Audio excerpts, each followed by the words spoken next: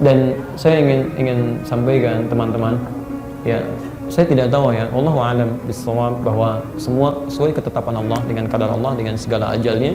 Semua orang bisa kembali kapan saja. Tapi cobalah Anda merenung sebentar. Setiap Anda masuk bulan Rajab, bulan Sya'ban, itu selalu ada orang-orang baik yang kembali lebih cepat kepada Allah sesuai dengan ajalnya. Maksud lebih cepat itu dibanding dengan kita. Sesuai dengan ajalnya, silahkan cek. Mohon maaf, dulu Ahmad Muzammil, usia 37 tahun, ya, dapat pulang di hari Kamis bulan Sya'ban, ya, habis sholat subuh, tidak mendapatkan Ramadan sesuai dengan ajalnya. Barangkali menurut Allah, sudahlah, kamu ini sudah banyak bekalnya, pahalanya sudah banyak, gitu kan? Ustaz Ja'far baca Al-Quran, gitu kan? Selesai baca Al-Mulk, meninggal dunia dalam keadaan yang sangat tenang, nggak mendapat Ramadan. Barangkali menurut Allah dipandang cukup bekalnya, kamu sudah cukup, sudah selesai, pulang, bekal kamu banyak. Ini kamu Hadi Hidayat, yang lainnya macam-macam masih butuh Ramadan tahun ini. Jadi kalau Anda diberikan Ramadan tahun ini masih belum Anda maksimalkan juga, Anda butuh Ramadan berapa lagi? Dan yang paling aneh itu kita sadar bahwa banyak kurangnya. Kalau dikatakan banyak pahala, tidak. Merasa banyak dosa, iya. Kalau Anda sadar banyak dosanya, kenapa Anda tidak memburu pahala untuk menghilangkannya? Jadi kalau yang dulu-dulu sudah banyak yang sia-sia, sisanya jangan disia-siakan lagi. Kan aneh, orang merasa dulu banyak yang sia-sia, diberikan kesempatan masih disia-siakan. Ini ada kesempatan, kita nggak tahu Ramadan dapat atau tidak. Tapi kita ada di bulan Sya'ban, maksimalkan betul, malamnya kita hidupkan, silakan. Baca Quran nggak ada masalah, ayat apa saja, surat apa saja, nggak harus dibatasi. Bismillahirrahmanirrahim. Pertama, apa sunnah-sunnah di bulan Sya'ban? Sebagai tuntunan Rasulullah, persiapan ke bulan Ramadan. Saya mohon fokus betul pada hal ini. Saya akan sangat fokus terkait dengan waktu kita dan juga terkhusus dengan, mohon maaf, ini yang paling penting kita praktekkan sekarang supaya Ramadannya lebih berkualitas. Ya. Satu, ada sunnah yang berlaku di malam hari, hanya malam.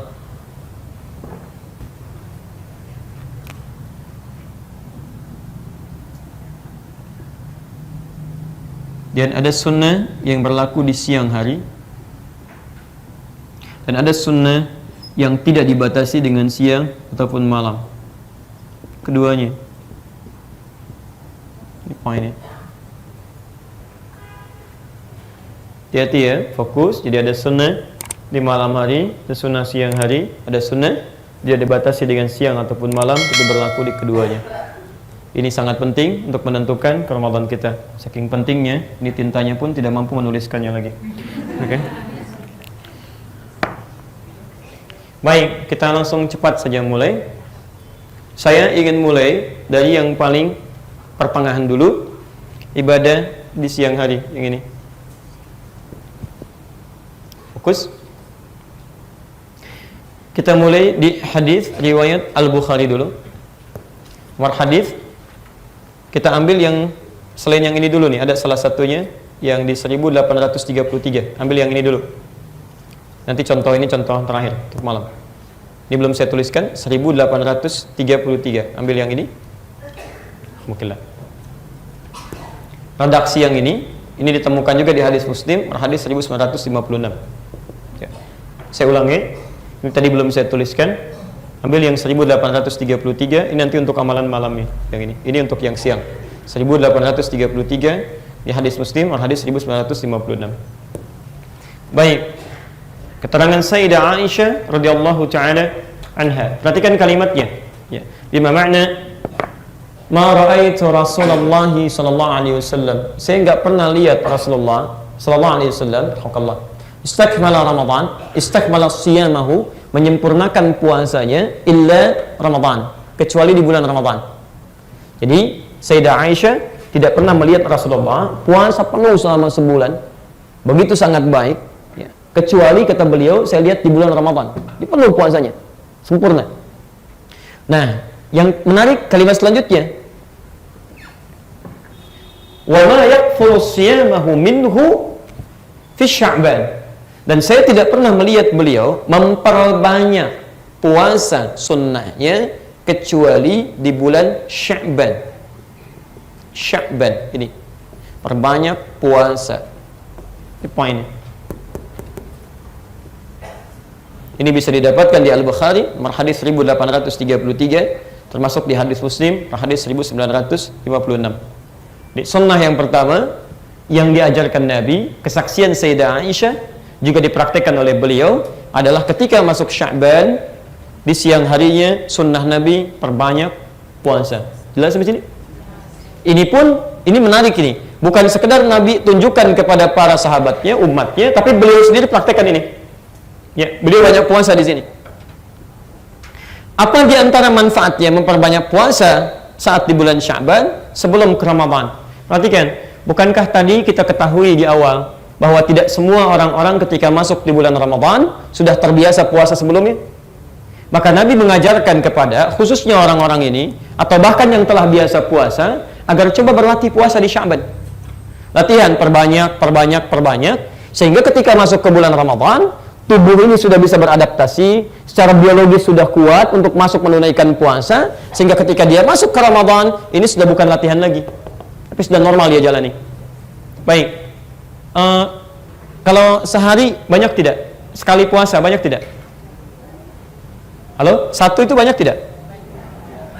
Yang bilang banyak angkat tangan. Yang bilang tidak? Yang enggak jelas. Baik, satu banyak tidak? Ya, dua, tiga. Masya Allah. Sunnahnya tadi apa? Perbanyak puasa. Sekarang perhatikan, kalau ada redaksi perbanyak, ini dalam hukum, dalam fikih itu bisa relatif sifatnya. Tergantung siapa yang menunaikannya. Bagi Anda, satu sedikit, barangkali. Tapi bagi yang nggak pernah puasa, satu itu bisa panjang, Pak. Sebanyak. Nahan-nahan, nggak pernah puasa, tidak sedikit. Mungkin yang pertengahan dia tiba-tiba batal dan sebagainya. Ya, jadi ketika kita akan ini, kita bisa ukur diri kita, tidak harus samakan dengan orang lain. Terkhusus cek ke rumah, coba dilihat. Barangkali Anda biasa puasa, bahkan puasa Nabi Daud. Sekarang puasa, besok tidak. Lusa puasa, selanjutnya tidak. Tapi kan anak Anda belum tentu. Dan apalagi kalau misalnya adiknya sudah mulai balik sekarang, maka Ramadan tahun ini bukan latihan lagi, sekarang sudah praktek. Maka mulailah di Sya'ban, biasakan dia puasa. Masya Allah. Jangan dipaksa ya, perbanyak, mulai sehari dulu. Ya, besok Kamis misalnya kan, Masya Allah, puasa. Dan Anda pun kalau bisa sekeluarga puasa, supaya dia tuh terstimulus. Ya, dia semangat tuh puasa. Bapaknya puasa, ibunya puasa, anaknya puasa. Mulai latihan. Dan Masya Allah, ibu pun kalau sedang libur misalnya, ada masa haidnya, gak apa-apa. Ya, Anda makannya diatur, tahan, untuk menunjukkan bahwa menghargai si anak yang sedang puasa. Cari ruangan tertentu, waktu tertentu. Ya, jadi begitu si anak yang misalnya berusaha, belum tentu dia final sampai dengan ke maghribnya. Begitu zuhur dia buka, mau buka, karena masih tahap latihan, nggak apa-apa. Ya nak, Masya Allah. Apresiasi dia Pak. Puji dia. Ya, puji kepada Allah Subhanahu Wa Taala, tunjukkan kepada dia. Nah, Masya Allah, Alhamdulillah ya. Dulu, mama waktu seusia kamu nggak bisa sampai zuhur begini. Kamu sayang bisa bertahan sampai jam 1, Masya Allah. Pintar anak papa ya. Besok sampai asar ya. Masya Allah. Besok dia coba lagi sampai asar. Besoknya lagi sampai maghrib. Masya Allah. Begitu sampai dia ke masa maghribnya, tambah lagi Ramadan, dia sudah tidak mengeluh. Itu poinnya. Barangkali ada yang baru masuk Islam juga, belum terbiasa puasa gitu kan. Nah, Anda bisa latihan saat ini. Ya.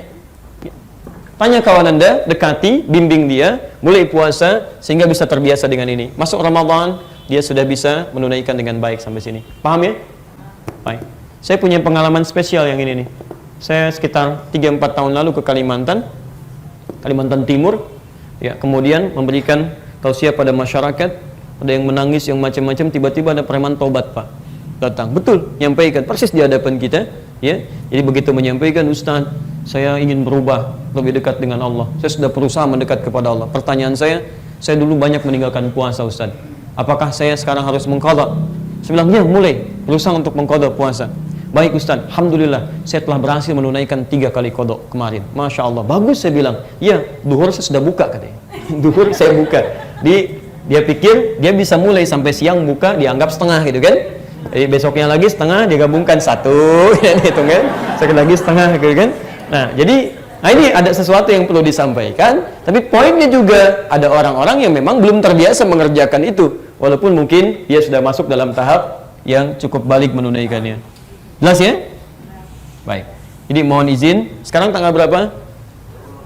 La haula wala quwata illa billah. 13 Sya'ban. 13 Sya'ban. Sedangkan puasa tanggal berapa? 1 Ramadan. 1 Ramadan itu kan? Jadi ada berapa hari ke Ramadan? Sekitar 16 hari ke Ramadan. Sekitar 16 hari, karena 29 Sya'ban itu terakhir. Tinggal ditentukan maghribnya apakah besoknya 1 atau tanggal 30-nya. Baik, tapi insya Allah tahun ini kita nggak akan mendapati perbedaan. Semua akan sama, puasa ditunaikan. Berita baik dari Sabang sampai Merauke. Insya Allah untuk tahun ini. Jadi ada siklus setiap beberapa tahun itu Ramadannya akan sama, termasuk Idul Fitrinya. Termasuk berita baik, alhamdulillah tahun ini semua di Indonesia akan sama, tidak akan berbeda.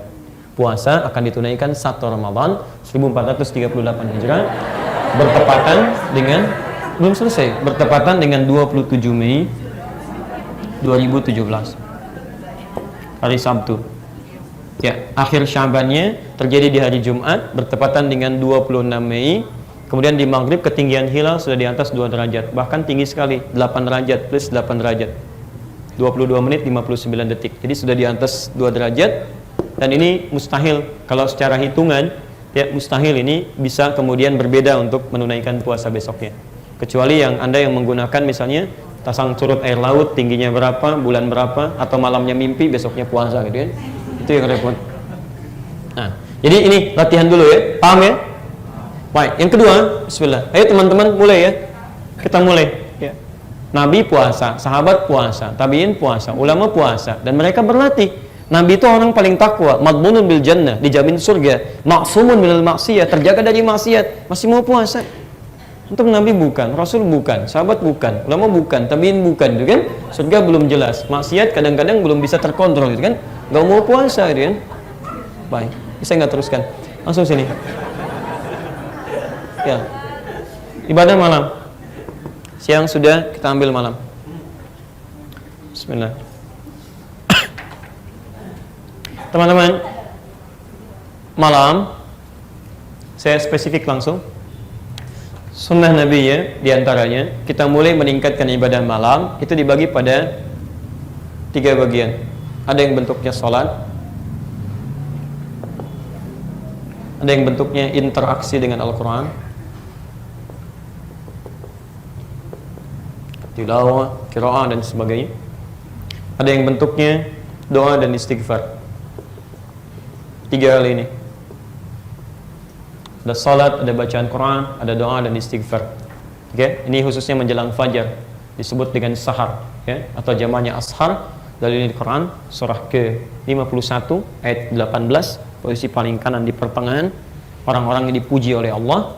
Di Quran surah ke-3 Ali Imran di ayat 16 sampai ayat 17, posisi paling kiri sebelah atas. Baik, saya teruskan. 1, ada sunnah ketika masuk di bulan Sya'ban, sunnahnya memperbanyak sholat malam. Sholat malam ini jenisnya ada 3. 1, qiyamul lail. Qiyamul lail. Kalau secara bahasa qiyamul lail itu semua sholat malam yang dikerjakan di malam hari. Qiyamul lail, qiyam lail, bangun di malam hari. Di semua sholat di malam hari disebut dengan qiyamul lail. Tapi secara fikih, kalau kita spesifik ingin bahas, qiyamul lail itu umumnya dipahami sebagai sholat ditunaikan di malam hari pasca sholat isya, dan sunnahnya yang tidak diawali dengan tidur terlebih dahulu. Jadi sebelum kita tidur, antum misalnya, mohon maaf, apalagi di hari-hari biasa, misalnya lelah nih, capek, ya belum bisa diduga, belum bisa bangun malam tahajud, maka Anda bisa lakukan qiyamul lail. Jadi Anda setelah sholat isya, salat sunnah, biasanya kami suka biasakan tuh di Timur Tengah tuh begitu, salat 4 rakaat, kan? 6 rakaat, tutup dengan witir 1 rakaat atau 3 rakaat. Kemudian kita istirahat. Nah, jadi poinnya salat yang ditunaikan sebelum kita tidur, yang tidak diawali dengan tidur, jam berapapun dilakukan, disebut apa namanya? Qiyamul lail. Baik. Beda dengan tahajud. Kalau tahajud itu ditunaikan setelah kita tidur terlebih dahulu. Kita istirahat dulu, tidur dulu, malamnya kemudian bangun, tunaikan sholatnya, baru kemudian tutup dengan witirnya. Itu yang disebut dengan tahajud. Paham? Baik, tahajud misal ada di Quran surah ke-17 ayat 79 sampai 81. Posisi paling kiri di atas sampai agak ke pertengahan. Wa minal laili fatahajjad bihi nafilah. Di antara sementara malam silahkan tunaikan tahajud. Baik, sedangkan qiyamul lail, hati-hati. Ketika dimintakan kita mengerjakan secara umum, Allah minta bangun, Quran surah ke-73. Khususnya dari ayat 6 sampai dengan ayat yang ke-20. Nah, sifatnya apa? Lihat sifatnya. Lihat sifatnya. Kalau Anda belum pernah terbiasa mengerjakan, itu ada isyarat di Quran, jangan banyak-banyak dulu. Baca bahkan yang ringan-ringan dulu. Ya, kalau bahasa Nabi di hadis riwayat Muslim nomor hadis 749, riwayat Ibnu Umar radhiyallahu taala anhuma. Ini salatul laili mathna mathna. Salat malam itu tunaikan dengan minimal 2 rakaat, 2 rakaat. Jadi kalau belum terbiasa salat ini, jangan dipaksakan. Papa, kita sesuai sunnah Nabi, yuk mah, biasakan supaya kita maksimal seperti Nabi. Langsung 11 rakaat, Masya Allah. Besoknya nggak sholat lagi. Ya. Ini yang repot. Jadi kata Nabi saja, itu menyarankan pada kita, ayo coba biasakan dulu, mulai 2 rakaat. Kan? Terus 2 rakaat lagi, 2 rakaat lagi. Wa idza khasya ahadakumul fajra. Kalau khawatir fajar akan datang, mungkin Anda bangunnya sedikit terlambat menjelang fajar. Dapatnya cuma 2 rakaat, bisa. Atau Anda mulai terbiasa banyak sampai menjelang fajar, tutup witir dengan 1 rakaat. Tapi poinnya, mulai dulu terbiasakan dengan 2 rakaat. Ya. Ayo kalau bisa saya menganjurkan ya, ayo biasakan. Yuk, mulai Sya'ban ini. Ya, walaupun Anda mau tahajud malamnya atau tiba, usahakan dulu bangun sebelum tidur. Kalau bisa sekeluarga, Pak. Antum laki-laki jadi imam. Ya, antum imam misalnya. Ya. Belakangnya istrinya, anaknya, ayo sholat, biasakan. Ya, boleh untuk latihan, boleh. Untuk Anda berlatih supaya membiasakan ini, supaya tahu juga bacaan dan praktek, gak ada masalah.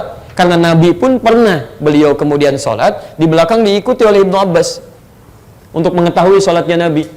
Pernah itu, beliau sedang sholat, tiba-tiba Ibnu Abbas di belakang, ditarik oleh beliau, disejajarkan oleh Nabi SAW. Sholat apa itu? Bukan sholat fardu, itu sholat sunnah, sholat malam. Di rumahnya Sayyidah Maimunah, itu naikkan dengan 13 rakaat. Hati-hati ya, hati-hati. Saya sering memberikan masukan bahwa ada orang-orang yang menolak untuk sholat berjamaah di malam hari, tapi anehnya menggunakan hadis yang sama untuk kasus yang berbeda. Misal, saf kita kalau kita berjamaah, misal imamnya 1, dan pasti imamnya 1, kan? Makmum 1, jadi imam 1, makmum 1, kan? Ini safnya sejajar. Sejajar, jadi ini imam, ini makmum. Pernah dengar itu? Yang ikhwan laki-laki? Sejajar kan? Hadis apa yang digunakan untuk itu? Yang ini. Tapi tanyakan kembali, itu sedang sholat apa Nabi? Kan bukan sholat fardu, itu sholat malam. Sebagai latihan untuk Ibnu Abbas. Jadi beliau sholat, Ibnu Abbas di belakang jadi makmum. Kenapa Anda bisa mengatakan sholat malam itu nggak ada dalilnya? Itu bid'ah. Tapi Anda mengambil hadis ini untuk mengatakan saf sholat kita sejajar. Kan aneh. Anda menggunakan hadis yang sama untuk satu kasus, tapi menolak hadis itu kasus yang berbeda. Padahal pekerjaannya berlangsung sama. Mereka sedang sholat malam, di belakangnya ada makmum, disejajarkan oleh Nabi. Artinya kedua-duanya berlaku. Hanya persoalannya kapan kemudian Nabi mengajarkan itu. Ya, maka dipahami oleh para ulama, Ibnu Abbas sedang berlatih, masih kecil, diajarkan bagaimana suasana sholat malam plus dengan bacaannya. Maka di sini disimpulkan, Anda boleh kalau ingin praktekkan sholat malam dengan tujuan misalnya membiasakan kepada anak-anak atau kepada keluarga. Kalau sudah biasa silahkan masing-masing bangun, tunaikan, mohonkan hajat masing-masing dan sebagainya. Mengerti sampai sini? Baik. Jadi Bapak Ibu sekalian, lihat, hidupkan malam ini, ajarkan. Dan kepada anak-anak, lihat, bangun malamnya cukup bagi mereka faqra'u ma tayassara minal Quran. Kata Al-Quran, baca yang ringan-ringan. Ringan-ringan aja, nggak usah banyak-banyak dulu. 2 rakaat ringan. Dan ringan itu bisa relatif. Bagi anak-anak ringan itu rakaat pertama qul huwallah, kan? Rakaat kedua misalnya qul a'udzu birabbil falaq, atau ini al-falaq, ini an-nas. Begitu antum jadi imam hari pertama, al-falaq, kedua an-nas, kedua lagi al-falaq, an-nas. Besoknya anaknya tanya, "Pak, kok al-falaq melulu sama an-nas?" Ah, berarti yang nanti Bapak tambah 4 rakaat ya. Ad-duha dengan alam nasyrah. Selanjutnya 3 dan 4-nya al-falaq, an-nas. 2 hari berikutnya 4 rakaat. Tutup dengan witir. Naikin lagi. Bisa relatif. Kalau Nabi, ya seringan-ringannya Nabi 100 rakaat. 100 ayat, maaf, 100 ayat. Rakaat pertama. Betul. Pernah Hudzaifah al-Yamani, Al-Mughirah bin Syu'bah, Abdullah bin Mas'ud datang kepada Nabi, kepada Sayyidah Aisyah di Al-Bukhari nomor hadis 2008 sampai 2012. Ini suasana ini nih yang dihidupkan. Ya, kata mereka, kaifa kanat salatu Rasulullah sallallahu alaihi wasallam? Bagaimana salat malamnya Rasulullah? Kata Sayyidah Aisyah, jangan ditanyakan bagaimana bagus dan panjangnya bacaan beliau. La tas'al an husnihinna wa thalihinna. Penasaran dari situ, berapa malam berikutnya diikuti salat di belakang Nabi. Masya Allah. Ternyata luar biasa. Rakaat pertama bacaannya tuh indah, khusyuk, tenang, nyaman, kan? Enak bacaannya itu. 100 ayat kata Hudzaifah al-Yamani. Rakaat pertamanya itu 100 ayat. Jadi kalau berhenti beliau di ayat tertentu terkait dengan doa, beliau berdoa dulu. Ayat surga, beliau memohon kepada Allah supaya umatnya masuk surga. Neraka supaya dijauhkan dari neraka. Itu indah sekali. Kadang-kadang kata Abdullah bin Mas'ud pernah lewat daripada itu. Jadi begitu mengimami rakaat pertamanya 100 ayat Al-Baqarah lewat sampai ke Ali Imran. Al-Baqarah 286 ayat, Ali Imran 200 ayat. Dikira Abdul Mas'ud akan ruku, ternyata nyambung ke An-Nisa. An-Nisa 176 ayat, 5 juz 4 halaman. Di rakaat pertamanya ringannya Nabi bisa 5 juz 4 halaman. Besoknya, ketiganya nggak ikutan lagi. Ya. Dan bukan capek, ini sudah biasa mereka. Kata Ibnu Mas'ud, ya saya khawatir selalu berprasangka menduga kapan rukunya ini, yang ini atau yang sebelumnya, yang ini atau yang ayat mana, supaya beliau bisa mengambil itu sebagai sunnah ketika menjadi imam. Karena sering menebak, akhirnya beliau memilih untuk memisahkan sholat di malam-malam berikutnya untuk mengambil kebiasaan sholat dari ajaran Nabi. Tapi poinnya, beliau itu tenang, nyaman. Bahkan setiap 2 rakaat berhenti dulu, duduk sejenak. Beliau bacakan, Masya Allah, Allahumma innaka afu tuhibbul afwa fa'fu anni. Jeda, baca lagi, jeda, baca lagi. Sesuatu yang dikerjakan dengan tenang, nyaman, bahkan ada jeda untuk rehat sejenak, itu sifatnya disebut dengan tarwihah. Saya ulang, tarwihatun. Gini.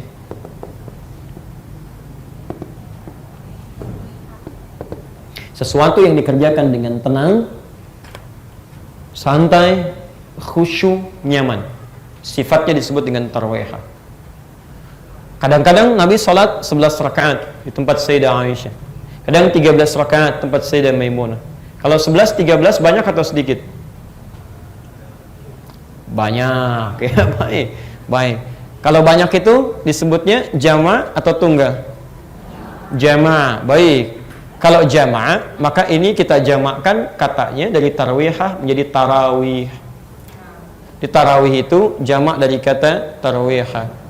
Di tarawih itu bukan nama sholatnya, tapi nama sifat sholatnya. Di kata para sahabat, sholatnya Nabi itu tarawih. Maksudnya beliau tunaikan dengan tenang, nyaman, khusyuk, bagus, ada jeda untuk berdoa. Ini yang disebut dengan tarawih. Ya, di Nabi itu Masya Allah, Nabi, Rasul, saking tarawihnya, 11 rakaat, itu kadang-kadang sampai mau subuh tuh tunaikan ini. 11 rakaat. Antum Nabi bukan, Rasul bukan, tarawih 23 rakaat Pak, 7 menit, Allahu Akbar, Allahu Akbar, Allahu Akbar, Allahu Akbar. Nah, itu bukan tarawih namanya. Karena itu, sebelum kita masuk ke bulan Ramadan, kita hidupkan dengan qiyamul lail, karena umumnya nanti saat Ramadan akan meningkat ibadah malam, khususnya ada sholat yang umumnya dikerjakan oleh orang, itu pasca sholat isya dan sunnahnya. Sholat apa itu? Ini. Umumnya ini. Walaupun ada yang mengerjakan di malam harinya, tapi umumnya orang kerjakan ba'da isya, dari mulai kemudian setelah sholat sunnah isya, kemudian kerjakan sholatnya. Nah, kalau nggak pernah terbiasa mengerjakan itu, nanti akan turun naik tuh, nggak stabil. Tapi kalau Anda sudah mulai dari Sya'ban, Anda bangun, tunaikan, tubuh kita sudah beradaptasi, maka Masya Allah, begitu selesai isya, Anda sudah otomatis tuh tunggu sholat berikutnya. Teruskan, ada kenikmatan dijalankan di situ. Bahkan itu jadi modal untuk mempertahankan sampai ke pertengahan, sampai akhirnya. Termasuk mohon maaf, kalau Anda terbiasa bangun malam, tunaikan tahajudnya, maka Masya Allah, khususnya 10 hari terakhir, ada satu malam yang banyak diburu bahkan oleh Nabi SAW, sampai-sampai mereka menghidupkan malamnya, ya, jadi beristirahat di siangnya, malamnya mereka hidupkan demi untuk mendapatkan kemuliaan malam itu. Ya, apa namanya? Lailatul Qadar. Ya. Kapan munculnya Lailatul Qadar? Yang paling singkat malam, bukan siang. Laila itu artinya malam. Laila itu malam, Lailatul Qadar, malam Al-Qadar. Jadi bukan siang. Laila, malam. Laila, layali, lail, leli, laila itu malam. Ibu Leli, ibu malam-malam gitu kan. Laila itu malam. Laila. Ya. Untuk itu, kenapa penting berlatih ini? Ya. Kenapa penting berlatih ini? Anda hidupkan malamnya. Disilahkan bangun, sholat, dimulai Sya'ban, malam-malam Sya'ban bangun, silakan. Mau awalnya kita sudah ke pertengahannya sekarang. Hati-hati, makanya kalau para ulama sudah masuk ke pertengahan Sya'ban, apalagi menjelang akhirnya, itu semakin meningkat mereka amalannya untuk membiasakan diri. Ya, silahkan Anda baca Quran, zikir, tingkatkan sholat, tahajud, qiyamul lailnya dan sebagainya. Bahkan Syekhul Islam Ibnu Taimiyah dalam kitabnya Majmu' Fatawa, juz ke-23, halaman 123, itu menyampaikan Masya Allah, termasuk di At-Tawdi ini, halaman 444. Itu para ulama itu berlomba menghidupkan malam-malamnya. Ya. Apa yang mereka kerjakan? Sholat-sholat ini. Ini menghidupkan amalan-amalan sunnah, bukan bikin sholat baru, bukan. Jadi mereka bangun, tunaikan tahajudnya, tunaikan qiyamul lailnya, dan hidupkan malam dengan baca Al-Quran. Mereka hidupkan ini salah satunya sebagai persiapan menuju bulan Ramadan. Ya, ini tidak mudah Pak Ibu melayan itu. Tidak mudah demi Allah saya katakan. Nanti kalau orang nggak biasa dengan ini, dia mulai menurun. Apalagi nanti 10 hari terakhir, kalau saya lihat agak beda antara di Timur Tengah dengan di Indonesia. Ya, saya sempat agak lama tinggal di Timur Tengah. Begitu pulang ke sini, biasanya agak lain. Biasanya kalau di sana, mereka Ramadan itu misal 30 hari. Itu umumnya akan memaksimalkan pekerjaan 20 hari pertama untuk ngambil cuti 10 hari terakhir. Ya, jadi begitu 10 hari terakhir, mereka akan buru. Karena ini nggak setiap hari datang, setiap malam tiba. Jadi mereka akan siapkan, maksimalkan 20 hari pertama, 10 hari terakhir, mereka kemudian ambil cuti, maksimalkan untuk i'tikaf. Ya, ada berkumpul di Masjidil Haram, Masjid An-Nabawi, masjid-masjid lainnya, untuk mengejar ibadah-ibadah tadi. Makanya mereka selesaikan. Ya, saya punya kisah yang sangat menarik ini, luar biasa. Keluarga saleh, suaminya pengusaha Pak, ya, tapi masya Allah, ya itu punya niat yang sangat mulia, punya target dengan istrinya berdiskusi. Ya, saya nanti mau i'tikaf, saya selesaikan pekerjaan saya 20 hari pertama, saya ambil i'tikaf, target saya bisa menghafal 3 juz Al-Quran. Masya Allah, dalam 10 hari. Jadi bismillah, beliau siapkan pekerjaan, kemudian diawalkan. Begitu tiba masanya, pamit pada istrinya. Istrinya pun memberikan ketenangan. Ya, kalau bahasa kita ini Pak, perlengkapannya, anak-anak biar saya yang jaga, nggak usah khawatir. Saya juga akan berusaha melakukan yang sama, menghafal Quran juga. Masya Allah. Begitu selesai 10 hari itu, pulang ke rumahnya, suaminya berbinar gembira. Wajahnya sudah bersih, ada luar biasa kegembiraannya, nyampaikan pada istrinya, alhamdulillah amati, ya alhamdulillah ma, kan? Zauji, alhamdulillah, saya sudah bisa menghafalkan 3 juz Al-Quran dalam 10 hari. Yang tidak bisa saya lakukan sebelumnya karena kesibukan-kesibukan yang lain. Istrinya dengan tersenyum menyambut suaminya dan tidak sepatah kalimat pun keluar dari lisannya karena dia sudah bisa menghafalkan Quran 30 juz dalam 10 hari. Dengan Allah Subhanahu wa taala. Ini luar biasa. Nah, Anda begitu coba siapkan itu kan? Ya, apalagi yang mau kita lakukan? Ramadan tahun kemarin banyak bolongnya. Ramadan sebelumnya banyak bolongnya. Dikasih Ramadan sekarang lagi, kita nggak manfaatkan juga. Antum butuh berapa Ramadan lagi? Ayo kita mulai gitu kan? Ya kita mulai manfaatkan. Ya sesaat kan kita akan pulang gitu kan? Sesaat akan pulang. Bekal apa yang mau dibawa? Kan lumayan tuh. Antum dapat 1 malam aja, hidupkan malamnya. Lailatul Qadar itu berapa pahalanya? Bukan. Tahu dari mana? Bukan 1000 bulan. Bukan. Jangan ngarang, ya kan? Baik, teman-teman, bahasa Qur'annya khairum min alfi syahr. Inna anzalnahu fi wa ma adraka ma Lailatul Qadri khair. Khair itu lebih banyak, lebih baik. Jadi bukan 1000 bulan, lebih dari 1000 bulan. Khairum min, lebih dari. Lebih baik dari, lebih dari 1000. Artinya bisa 2000, 10.000, 100.000, 1 juta dan sebagainya, terserah Allah. Ya. Jadi kalau 1000 saja dikonversi sekitar 80 tahun. Jadi kalau Anda malam ini sholat Anda itu sama nilainya dengan 80 tahun sholat tanpa henti. Anda baca Al-Quran, bacaan 1 ayat saja, Anda baca bertepatan dengan malam ini, itu sama dengan baca ayatnya 80 tahun tanpa henti. Ada yang bisa Anda baca Quran, 1 ayat 80 tahun tanpa henti. 1 hurufnya berapa? 10 kebaikan. Kalau 1 ayat ada 3 huruf saja, itu Masya Allah berapa dapatkan? Alif, Lam, Mim, 3 huruf.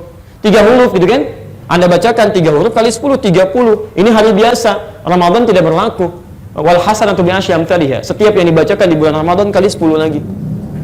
10 hari biasa, hadisnya qudsi. Jadi di kitab Siyam nanti karangan Imam Al-Bukhari, dia 30 kali 10 lagi 300.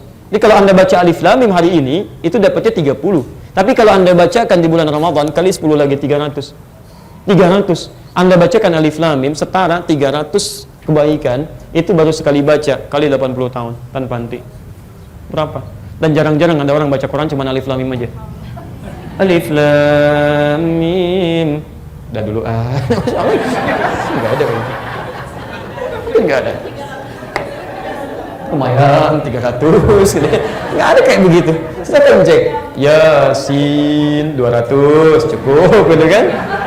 Enggak ada.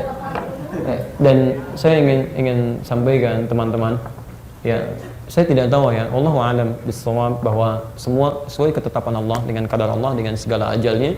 Semua orang bisa kembali kapan saja. Tapi cobalah Anda merenung sebentar. Setiap Anda masuk bulan Rajab, bulan Sya'ban, itu selalu ada orang-orang baik yang kembali lebih cepat kepada Allah sesuai dengan ajalnya. Maksud lebih cepat itu dibanding dengan kita. Sesuai dengan ajalnya, silahkan cek. Ya, Sya'ban kali ini, ya seorang muslimah, Masya Allah, masuk Islam, ya, dia belajar dengan baik, jadi ustadzah, mengajar, ya. Kemudian kecelakaan di Cipali dengan suaminya, anak terakhirnya. Tapi kan sebab aja kecelakaan apa sajalah, yang penting meninggal. Yang meninggal itu bisa apa saja, Anda nggak akan tahu mau di mana, mau kapan. Quran surah 31 34. Tapi poinnya, Masya Allah, coba cek. Antum dari lahir Muslim, beliau kemudian masuk Islam setelah itu. Jadi pendakwah, pulang dengan keadaan mulia di bulan Sya'ban. Masya Allah. Mohon maaf, dulu Ahmad Muzammil, usia 37 tahun. Ya, dapat pulang di hari Kamis bulan Sya'ban. Ya, habis sholat subuh, tidak mendapatkan Ramadan sesuai dengan ajalnya. Barangkali menurut Allah sudahlah, kamu ini sudah banyak bekalnya, pahalanya sudah banyak, gitu kan? Ustaz Ja'far baca Al-Quran, gitu kan? Selesai baca Al-Mulk, meninggal dunia dalam keadaan yang sangat tenang, nggak mendapat Ramadan. Barangkali menurut Allah dipandang cukup bekalnya, kamu sudah cukup, sudah selesai, pulang, bekal kamu banyak. Ini kamu hadi hidayat, yang lainnya macam-macam masih butuh Ramadan tahun ini. Jadi kalau Anda diberikan Ramadan tahun ini, masih belum Anda maksimalkan juga, Anda butuh Ramadan berapa lagi? Dan yang paling aneh itu kita sadar bahwa banyak kurangnya. Kalau dikatakan banyak pahala, tidak. Merasa banyak dosa, iya. Kalau Anda sadar banyak dosanya, kenapa Anda tidak memburu pahala untuk menghilangkannya? Jadi kalau yang dulu-dulu sudah banyak yang sia-sia, sisanya jangan disia-siakan lagi. Kan aneh, orang merasa dulu banyak yang sia-sia, diberikan kesempatan masih disia-siakan. Makanya tidak sedikit orang yang nanti menghadap Allah minta kesempatan untuk kembali. Ada di Quran surah 63 ayat 9 sampai 11. Fa asaddaqa wa aqum minas shalihin. Ya Allah, berikan kesempatan Allah sejenak ya Allah untuk balik lagi mengerjakan amal saleh. Maka itu, ini ada kesempatan. Kita nggak tahu Ramadan dapat atau tidak. Tapi kita ada di bulan Sya'ban, maksimalkan betul. Malamnya kita hidupkan, silakan. Baca Quran nggak ada masalah. Ayat apa saja, surat apa saja, nggak harus dibatasi. Mau baca Yasin, silakan. Al-Baqarah, silakan. Ali Imran, silakan. Yang tidak tepat itu Anda batasi. Yang benar itu cuma Yasinan. Misalnya kan, baca 3 kali dan sebaik tidak. Yang lain benar. Ya, Anda mau Yasinan, silahkan. Yang lain Baqarahan. Yang ini Ali Imranan. Nisaan, gitu. Bukti, saya mau baca Yasin, Yasinan. Kalau kamu apa? Saya Anisaan aja. Masya Allah. Saya Ali Imranan. Ya, kalau papa apa? Baqarahan. Masya Allah. Ada masalah. Ya. Tapi silakan hidupkan malamnya. Anda berzikir dan sebagainya. Ada masalah. Ya, pokoknya begitulah ya. Baik. Jadi ini maksimalkan.